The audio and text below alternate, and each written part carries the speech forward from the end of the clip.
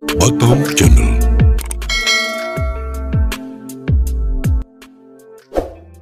Kepala BP masuk pejabat negara tidak? Tidak. Dia hanya badan layanan umum, dibentuk oleh negara untuk ngurusi impes, bukan ngurusi tanah bapak ibu sekalian. Betul? Kenapa sekarang ngurusi tanah bapak ibu sekalian?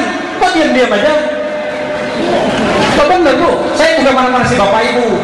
Saya hanya ingin mengembalikan ingatan kita bahwa kita yang punya negara ini, kami pemerintah sudah mimpin, hak rakyat harus. Batam Channel.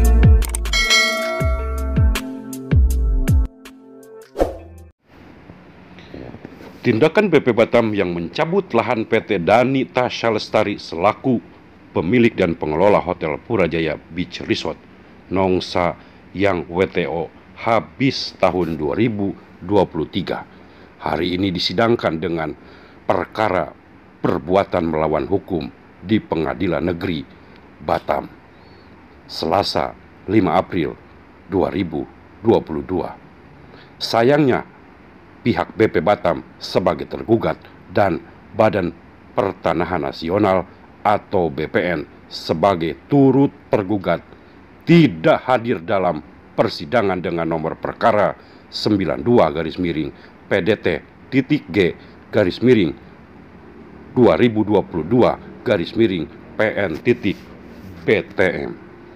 Akhirnya Majelis Hakim yang dipimpin Mas Huri Effendi SHMH dengan Hakim anggota Indriani SH MKN dan Nanang Herjunanto SHMH menunda persidangan ini dan akan dilanjutkan pada tanggal 19 April 2022 mendatang.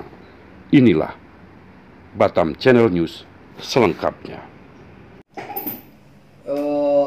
Pak Ruri, mohon komentar Pak Ruri terkait dengan sidang perdana bahwa pihak BP Batam sebagai tergugat dan juga pihak BPN Badan Pertanahan Nasional tidak hadir dalam sidang gugatan perdana perbuatan melawan hukum yang dilakukan oleh Pak Rudi, prinsipal melalui kuasa hukumnya Joko Santoso Hendrakan gitu. Tanggapannya gitu Pak. Ya, tanggapan saya mungkin tergugat satu dan tergugat dua ada kesibukan. Iya. Jadi ditunda 2 minggu. Saya selaku prinsipal ya sangat menyayangkan kenapa sidang perdana yang dimana kami diundang tanggal 5 yang tadinya pagi kelihatan oleh mendaftar sama-sama dengan lawyer kami, tapi pada siang hari ini tidak datang. Itu saja. Iya.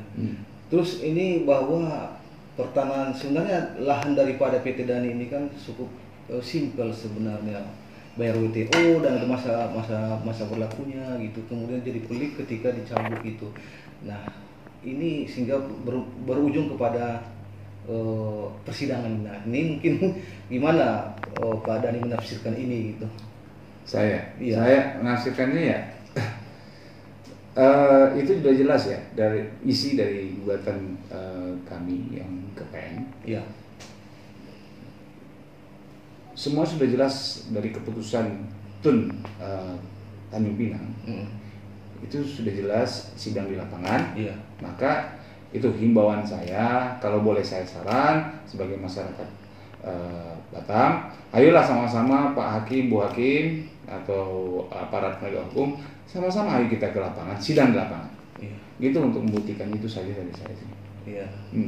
Dulu kan bahwa kita kenal belum sebelum Pak Rudi wali kota, ini sebelum beliau jadi eksposio sudah pernah mengatakan bahwa BP Batam itu untuk mengurus investasi gitu. Kemudian tiba-tiba klik seperti ini pertanahan. Nah itu, saya coba ingin mereview sedikit. Iya. Ya, merefresh juga pemikiran masyarakat Batam atau siapapun yang menonton ini, silahkan coba dilihat, gitu loh. Ini kontradiktif dengan apa yang terjadi pada hari ini. Itu yang saya tanda tanya. Ada apa ya? Gitu loh. Bisa gitu. Mungkin harapan Bapak terhadap investasi gitu. Ya, investasi manapun tidak akan turun ke Batam kalau misalnya cara seperti ini. Itu saja. Ya. Mohon introspeksi diri gitu ya. Ya sama-sama lah kita introspeksi diri. Gitu. Ya. Itu saja. Poinnya saya hanya mengingatkan untuk kita semua, termasuk diri saya sendiri, termasuk Bapak Rudi, Bapak Haji Muhammad Rudi yang terhormat, untuk melawan lupa. Gitu. Sama-sama kita mengingat semuanya. Terima kasih. Baik. Batam Channel.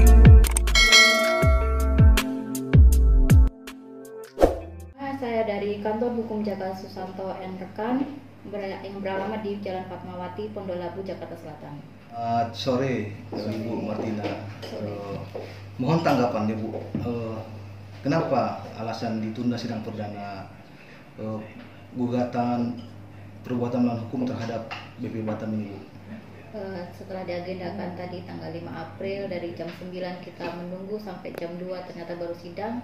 Ternyata pihak BP Batam sebagai tergugat tidak hadir, begitu pula dengan BPN Kota Batam tidak hadir. Makanya dilakukan penundaan 2 minggu. Bu, ini kan sudah sidang yang gugatan yang kedua dengan materi yang berbeda gitu. Bagaimana kesiapan daripada pihak Ibu dan materinya apa terhadap gugatan perbuatan hukum terhadap BP Batam ini, Bu? Bisa diuraikan secara singkat gitu. Kalau untuk kesiapan kita sendiri, kita sudah siap. Untuk materi gugatan yang 20 ini adalah terkait dengan perbuatan melawan hukum dari BP Batam terkait dengan pengambil alihan secara paksa lahan alokasi 20 hektar itu. Karena BP Batam sendiri melanggar perka yang sudah dia buat sendiri, yaitu perka nomor 11 tahun 2016 tentang bagaimana tata cara pembatalan itu, bahwa harus ada SP1, SP2, harus ada konfirmasi, itu tidak pernah dilaksanakan sama BP Batam. Sebelumnya kita pernah wawancara klien Ibu bahwa mengatakan bahwa PL daripada PT Dani Lestari ini, PT Dani Tasa Lestari ini, PL-nya pertama lokasinya tahun 1993, 30 tahun sesudah itu berarti tahun 2023. Itu artinya bahwa WTO daripada PT Dani Tasa Lestari ini kan harusnya mati 2023. Terus Ibu bilang sudah dicabut, itu gimana? Apa yang kontroversi itu gimana nih, Bu? Ya, pada tahun 2020 itu, pada tanggal tepatnya 11 Mei 2020, BP Batam mengeluarkan surat keputusan pembatalan alokasi lahan 20 hektar milik PT Dani Tasya.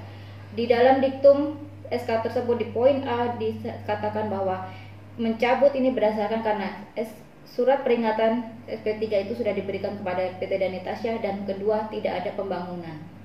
Padahal pada faktanya surat peringatan ketiga baik ke 1, kedua maupun ketiga itu tidak pernah diterima oleh PT Dani Tasya, dan untuk tidak ada pembangunan fisik itu kita sudah cek lokasi di sana ternyata ada bangunan. Bu, mungkin harapan Ibu terhadap hakim, karena sebelumnya kan dari gugatan Ibu kan mohon maaf kita terjemahkan dimentahkan supaya kebetul gitu. Nah ini jauh harapan Ibu terhadap gugatan perbuatan hukum ini apa gitu, Bu? Untuk gugatan kali ini saya berharap hakim benar-benar memeriksa perkara ini dengan serius, karena ini adalah perbuatan melawan hukum. Kita tidak terkait dengan produk yang telah diterbitkan sama BP Batam. Ini adalah semena-mena perbuatan dari BP Batam itu yang jelas-jelas melanggar perka yang dia buat sendiri. Batam Channel.